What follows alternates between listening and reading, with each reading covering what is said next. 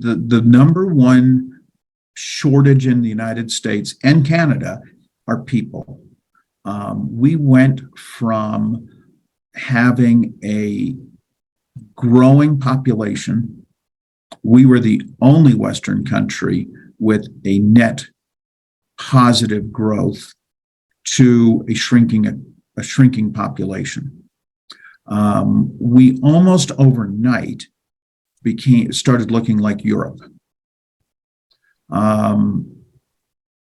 We need people. We need people to get off the couch and go back to work. We need new immigrants. And we need to be able to have that debate at an adult level in our nation's capital. But everybody, did you ever in your life, and your life is not as long as mine's been, but did you ever in your life think you would see McDonald's offering a signing bonus? Never thought I'd see it. No, I worked at McDonald's as a kid to earn date money. It was not a career. I was at Hardee's and I thought it was going to be my career, but no, I'm just kidding. Well, no, that's a really great point. And we wonder, should we offer a signing bonus for a technician? I mean, it's a no-brainer, right? If McDonald's is doing it. Well, if you don't have one and you can't service the car without it, it becomes a redundant question.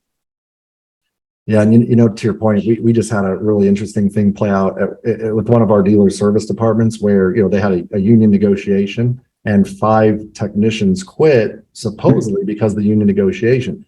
Well, we did a little, I guess, post-career interview with each of them and found out that it was they quit the culture. The union negotiation had nothing to do with it. So we worked to develop the culture and ended up being able to bring them back in, same pay as they left at, that the union contract was agreed, but it was the culture. And I think, dealers are either going to have to invest a bunch of money to recruit the right people and replace them, or you can invest in the ones you have and try to build that team and that culture. And if you do that, what we see is that it actually attracts people. You don't have to go out and find them anymore because people want the word gets out, right? It's that small world of the car business. Give us some of the dealers that you get to work with. What's best practice around building an amazing culture? What do you see that works? It's all different, but it's building on their superpower. It's service. It's knowing who their people are. It's being flexible. It's at an independent dealership, that culture is much different than being at a franchise dealership. It's more family. It's I don't want to say an easier pace, but it's a different pace. Mm-hmm. So again, they have to know their superpower. And I read recently one of the phrases that we all have to learn in business is when somebody leaves, instead of saying goodbye, tell them they're welcome to come back. Wow.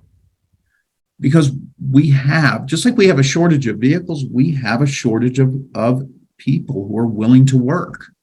And that's going to continue to get worse, not better.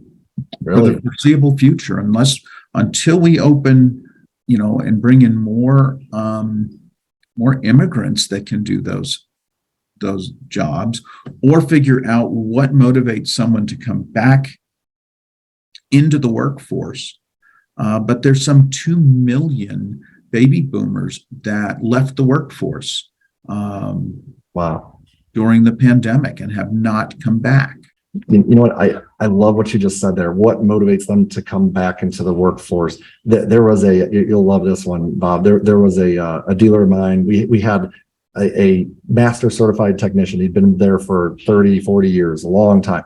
And literally he was about to quit. And we had a similar convo. Myself and the service manager sat down with them and, hey, well, what would it take you to stay? And if you, he's like, well, there's no way you would do that. And we're like, do what? Right. We just listened to him. And it was amazing. And that's what does family do, right? When I love what you said about family, because family listens to one another and cares about one another and tries to help each other achieve their goals. So we said, no, we care. What is it that we could do, if anything? Imagine anything's possible. He said, well, I get really cold in the winter up here in New Jersey. And if I could just go down to Florida for a month or two during the winter with my wife and stay at our winter home, come back and, be a tech again. After that, I'd stay here until I could no longer turn a wrench.